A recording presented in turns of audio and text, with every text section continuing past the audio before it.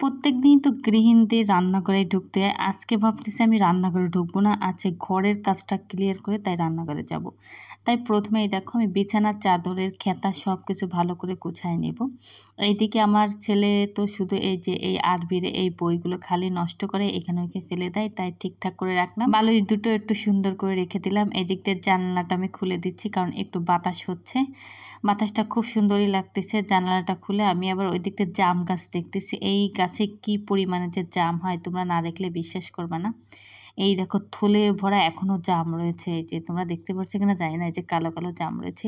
খেতে কিন্তু অনেক বেশি মজার। ভাবছিলাম রান্নাঘরের মুখ দেখবো না, কিন্তু দেখা তো লাগবেই। তারপরে গরমে বাঁচতেছে না, ফ্যানটা চালাই দিলাম এদিকে। অন্যদিকে আমি ডাল সিদ্ধ করার জন্য পানিও দিয়ে দিয়েছি। ডালটা ভালো করে ধুয়ে আমি এখন সিদ্ধ করতে দিয়েছি। এইদিকে কচু, আমার বর কচু নিয়ে হাজির হয়েছে। অনেকে তো বিটি মাংসের কচু খায়, কিন্তু আমার বর বিটি মাংসের কচু খায় না, কিনা দোকানের কচু খাওয়াটা বেশি পছন্দ করে। তারপরে কচু দিয়ে তো কিনে নিয়ে এসে তার ইচ্ছা মুরগির মানে ব্রয়লার মুরগির গোশ দিয়ে রান্না করতে হবে, তাই কি করব কাটাকাটি শুরু করে দিলাম। এখানে পানি গরম করতে দিয়েছি, আদা সিদ্ধ করে নেব কচু। যেহেতু হাত চুলকাচ্ছে প্রচুর পরিমাণে, এইখানে তরকারির জন্য আমি পেঁয়াজ রসুন কেটে নিয়েছি। এবার আমি এটা ব্লেন্ড করব, তাই জিরাও দিয়ে দিয়েছি আর দিয়েছি আদা আর শুকনো মরিচ। অন্য পাশে ডালটা কিন্তু সিদ্ধ হয়ে বসে আছে, দেখেছো ডালটা কি ভদ্র। তারপরে কি করলাম, ঘাটাঘাটি শুরু করে দিলাম। ডালটা যেহেতু সিদ্ধ হয়েছে, তারপর দেখছি না আদা সিদ্ধ রয়েছে, একে আবারও ঢাকনা দিয়ে ঢেকে রাখতে হবে, না হলে পরিপূর্ণভাবে সিদ্ধ হবে না। তাই এত ঘাটাঘাটি করে কোনো লাভ নেই। আমি আবারও ঢাকনা দিয়ে এটা ঢেকে রাখলাম, আর একটু সিদ্ধ হোক তাহলে একটু ভালো হবে। অন্যদিকে দেখো কচু কিন্তু সিদ্ধ হয়েই গিয়েছে, তাই কচুটা আমি উঠাই ফেললাম। তারপর আমি এখানে পরিমাণ মতন তেল দিয়ে দিয়েছি এবং মশলাটাও কিন্তু দিয়ে দেবো। আমি এখানে একটু শুকনো মরিচের পরিমাণটা একটু বেশি দিয়েছি, তারপরও ওর আব্বু জানি না খেতে পারবে কিনা, তারপরও দিয়েছি আর কি। তারপরে এখানে মুরগিটা দিয়ে দিয়েছি। মুরগিটা ভালো করে কষিয়ে নিতে হবে, যেন ব্রয়লারের মুরগি থেকে কোনো গন্ধ না বের হয়, তাহলে কিন্তু খাওয়া যাবে না। সুন্দর করে কষানোর পর আমি এখানে 5 মিনিটের জন্য ঢাকনা দিয়ে ঢেকে রাখবো, তাহলে কি হবে ব্রয়লার মুরগির যে পানিটা ওটা বের হয়ে আসবে।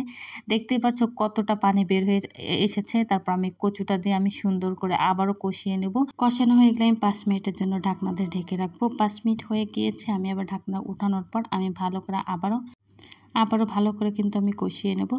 এবার দেখবা যে কষানো হয়ে গিয়েছে, আমি এখানে ঝোলের পানিটা দিয়ে দেব। ঝোলের পানি আমি হালকা কম দিয়েছি।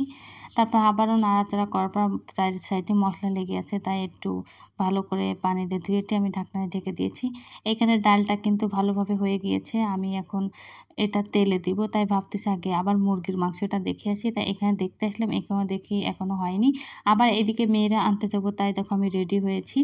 আর এখন আমি এই চুলোটা কিন্তু বন্ধ করে আমার মেয়েকে আমি আনতে যাব, যেহেতু ওকে না আনতে গেলে ও কিন্তু লাইব্রেরিতে বসে থাকবে। দেখো আমি কিন্তু অলরেডি চলেও এসেছি, এসেই কিন্তু তরকারিটা দেখো আমি একটা বাটিতে নামিয়ে নিয়েছি। এখন আমার ছেলে মেয়েকে খাওয়াতে হবে, তাই সুন্দর করে আমি বাটিতে নামিয়ে তারপর এখানে ডাল কিন্তু তেলে দিয়ে দিয়েছি।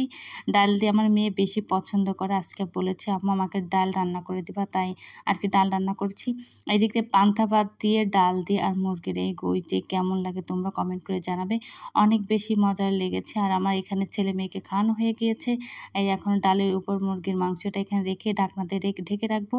আর ভিডিওটা এই পর্যন্তই থাকবে। যারা অবশ্যই ফলো বাটন অন করনি অবশ্যই অন করে রাখবে। আর ভিডিওটা ভালো লাগলে কমেন্ট লাইক শেয়ার করতে ভুলবে না। আসসালামু আলাইকুম।